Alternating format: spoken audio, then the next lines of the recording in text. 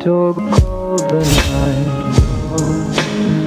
The need to figure out we combat. Ohayou tout le monde, j'espère que vous allez bien. Avez-vous vraiment apprécié cette fin? Isayama n'est que doué avec ça. J'espère que la suite de la dernière scène, on la verra en mars, car Hajime est capable de nous dessiner que ce qui se passe du côté des reines. Enfin bon, mon Discord est en description, bienvenue aux fans. On attaque la review du 114, allez c'est parti.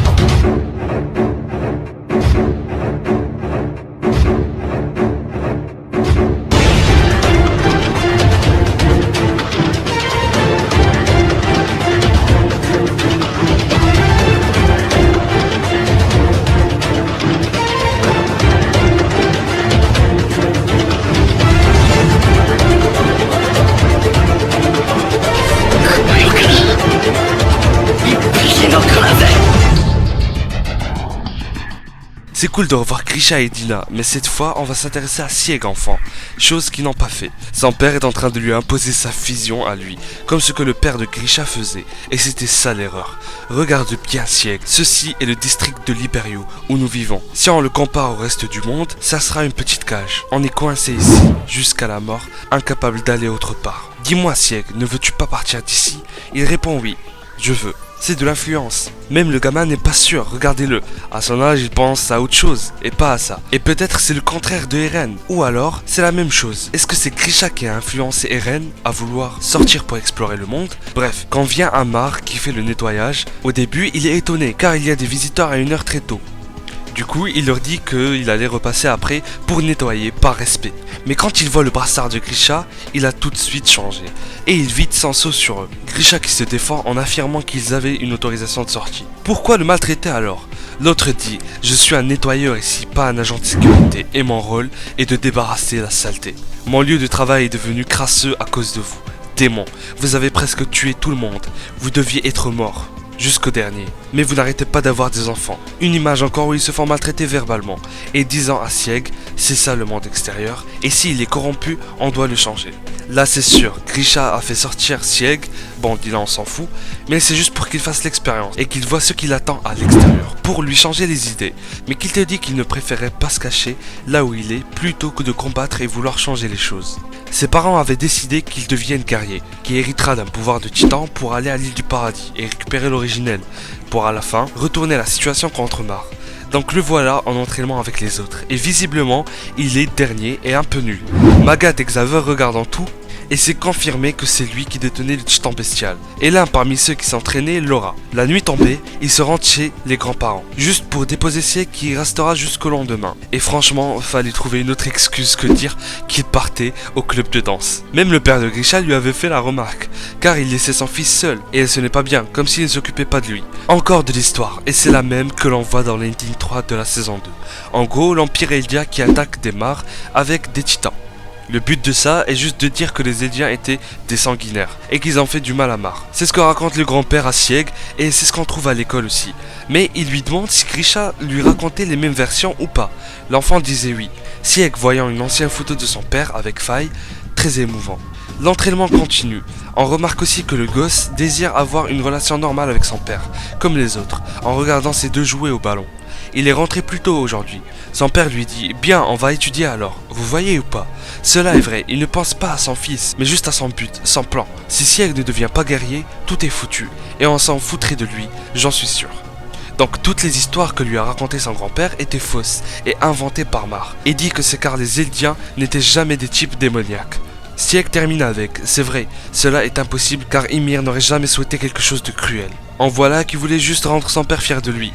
Magat disant « Ceux qui n'ont aucune motivation n'ont pas leur place ici. » Mar cherche des hommes qui voudront se sacrifier pour leur nation. Ses collègues qui se moquent en disant qu'il n'y a aucun moyen de donner le pouvoir du titan à quelqu'un comme toi. C'est comme avec Reiner ou Falco un peu, ils étaient des ratés. C'est là qu'il rencontre Xaver. Après un mauvais moment passé, ce mec le complimente et même si il était surpris. Il lui propose de devenir son partenaire, car à force de jouer avec un mur, ça devient ennuyant. Il se présente qu'il est un guerrier Mar. Je serais content si son bestial est différent de celui de maintenant, car il dit que son titan est complètement inutile pour les guerres. Alors que celui de Sieg, pas du tout, il est même essentiel. Donc Xaver serait-il une baleine à la fin, qu'on voit dans la saison 2, ou même un dinosaure? J'espère avoir la réponse bientôt pour confirmer ma théorie sur le titan avec des ailes. On apprend après que sa principale occupation était les recherches sur des titans.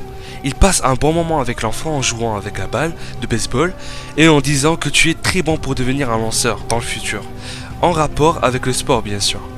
Finalement, c'est de là d'où vient la puissance de la bonne précision du bestial. C'est juste car c'est Sieg, les autres ne jetaient pas des choses comme lui. Quand il rentre, il voulait parler de son père, de sa journée, mais il le coupe en disant qu'il devait finir avec le patient qui est Glace. C'est juste une excuse bien sûr. Et donc après, il ferme la porte, Sieg restant là à écouter.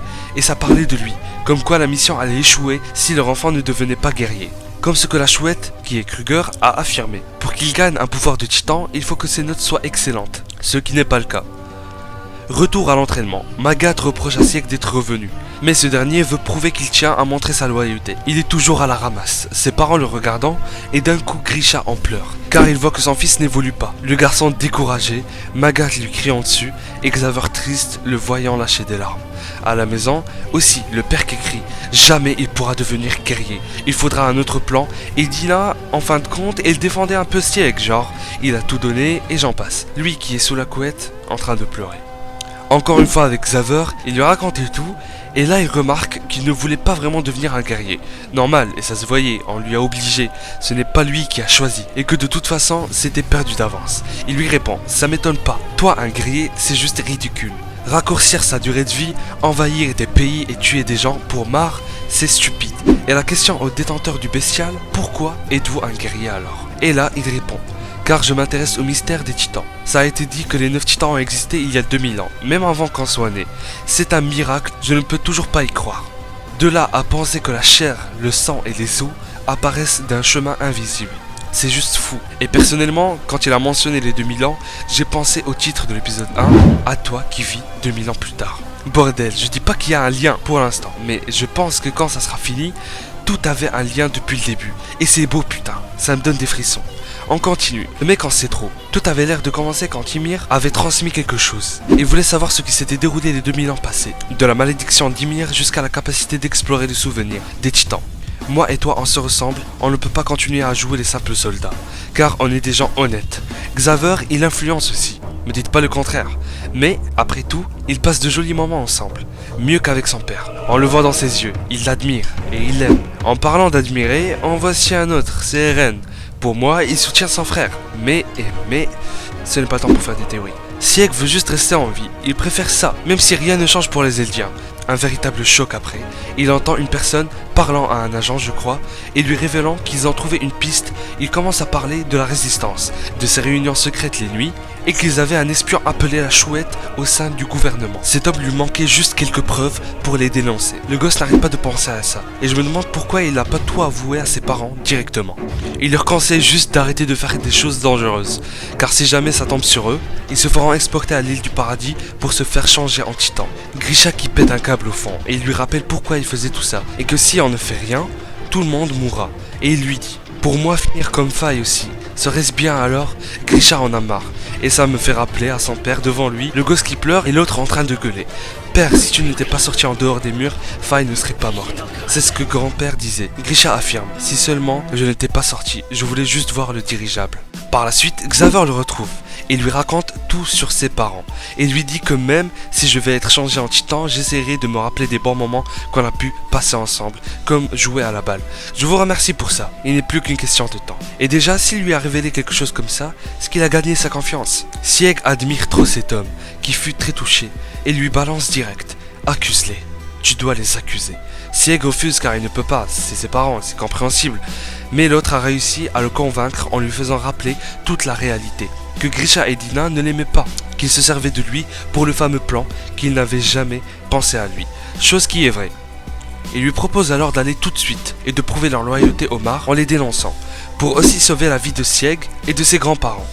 Après des années, voilà Sieg qui ressemble un peu à Cord, qui joue toujours avec Xaver, qui est arrivé à sa fin. On le voit tousser. Un petit passage sur Pieck, Annie, Berthold, Rainer, Porco et Marcel. Et là, on va un peu parler des recherches qu'a fait le bestial. C'est à propos de quelques pouvoirs du titan originel qui fonctionnent sur les sujets d'Ymir. Oubliez la manipulation de la mémoire, mais là c'est juste un truc terrible quoi. La capacité de changer la composition ou la structure du corps d'un Eldien. Et là il raconte une histoire affreuse quoi. Il y a 600 ans, il y avait une épidémie et beaucoup en mouraient.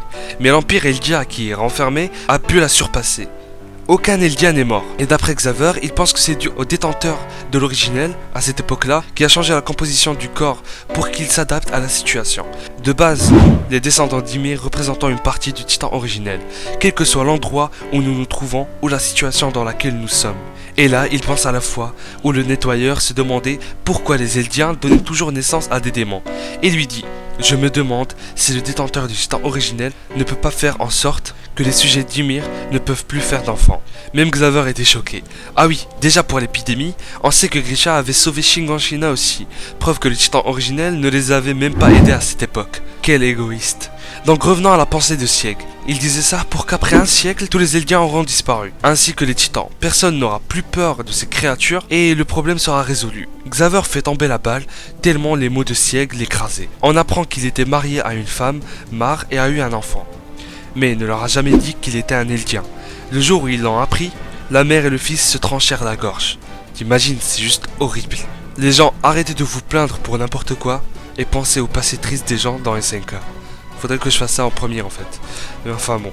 Sur cette image, on dirait pas le singe qu'avait Sieg enfant. Donc la raison pour laquelle il est devenu guerrier, c'était pour trouver un bon moyen de mourir. Et non pas car il s'intéressait au mystère des titans. Enfin ça juste un petit peu, mais c'était pas vraiment la raison. Parce qu'il faisait des recherches de toute façon. Et en même temps que le flashback, ramassant la balle et pensant à ses deux bien-aimés. Grave triste, lui aussi regrette d'être né dans ce monde. Je prendrai le bestial. Non pour Mar, j'apporterai le titan originel et ensuite je le prendrai à ce continent. Et je sauverai ce monde. Je libérerai les gens de la peur des titans et les Eldiens de leur souffrance. Épique ce petit discours. Revenant au présent, le seul salut possible est l'extinction d'Eldia. Il est fou bordel, on dirait Willy Tyber.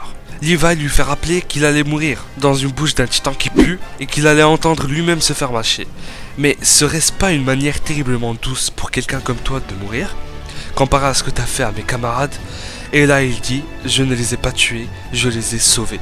Cette mentalité est incroyable. D'un côté c'est vrai qu'il les a libérés de la souffrance, mais fallait leur demander s'ils tenaient vraiment à la vie, ou qu'il en avait marre comme certains. Mais après, c'est vrai qu'il dit j'ai sauvé la vie de ses enfants de ce monde cruel. Genre les coéquipiers de Levi ne feront pas d'enfants. Et du coup, il a empêché une autre génération de souffrir, c'est ça je crois. Ackerman en avait marre et a voulu retrancher les jambes du bestial. Celui-là qui crie « Regardez-moi, Xaver-san ». Ça explose et Levi se fait éjecter rempli de sang. Pour Sieg, on voit sa tête et son torse, donc normalement ça va.